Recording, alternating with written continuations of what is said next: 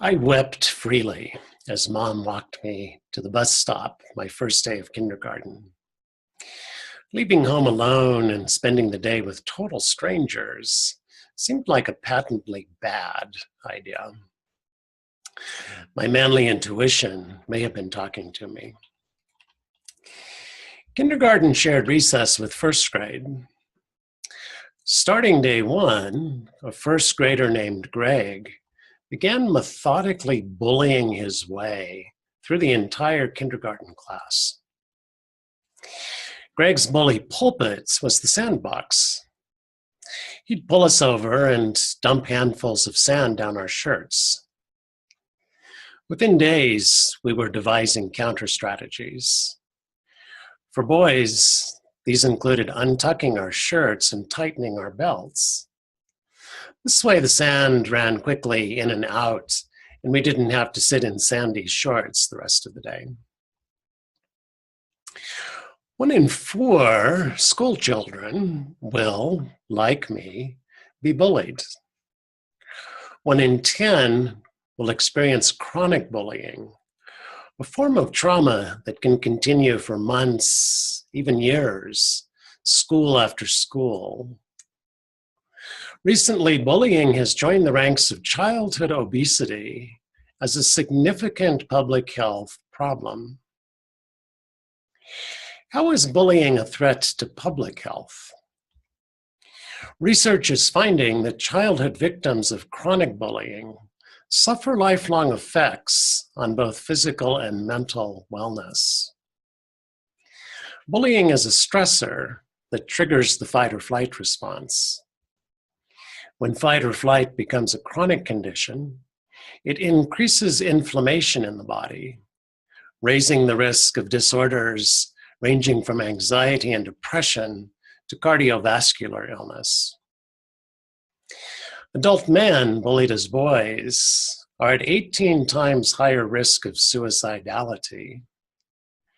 Adult women bullied as girls are 27 more times likely to develop panic disorders. And while chronic stress presents a health risk at any age, it seems particularly toxic to the developing brains of school-age children. Unlike purse snatching, say, ongoing bullying is a form of relationship. It takes 2 to tango, and 2 to produce chronic bullying. In fact, bullying is a kind of contract. On the bully side, the contract grants rights to be hostile and threatening, to put sand down our shirts. On the victim side, the contract stipulates acceptance of mistreatment.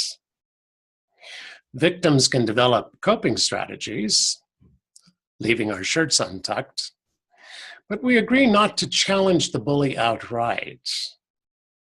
If either party signs off from this contract, the bullying immediately ends.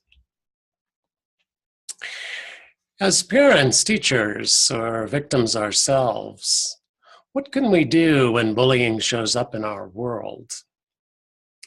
For one, we can offer people like Greg a different contract. We can say, I will not sign up to be bullied, but I might be open to a different form of relationship.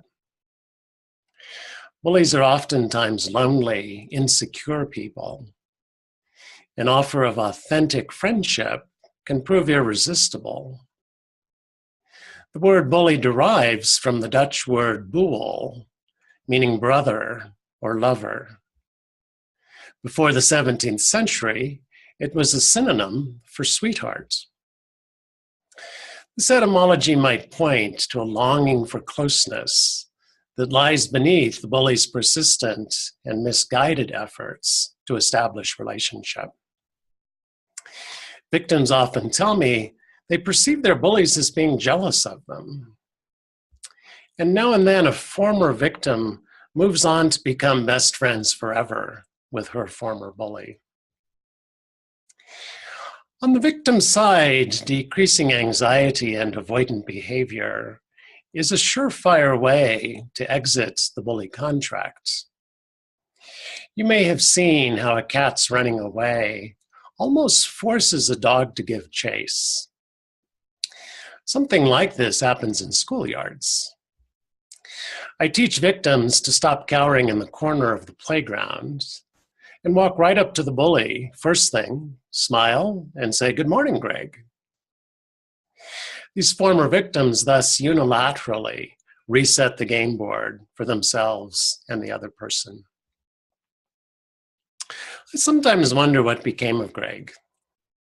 I hope he finally made some real friends and figured out life can be a lot more fun than it was in first grade. Maybe like me, he's using his early experience to help others make different, better choices. Thank you for watching this video.